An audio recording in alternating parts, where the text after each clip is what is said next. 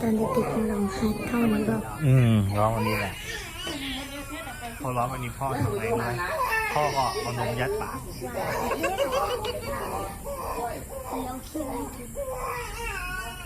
ทำมากินนุ่มนะย่างขึ้นบ้านน้ำมันมีบ้านนี่ไม่เอามากขึ้นบ้านไม่กิน หัวได้ใครจะมีหัวใคร หัวนั่งที่หัวเราอยู่บนลุกยางเลยให้มันน้องยางสั้นเลยสองก็มาถึงยางสั้นแล้วดีไอ้ตัวห้องแล้ว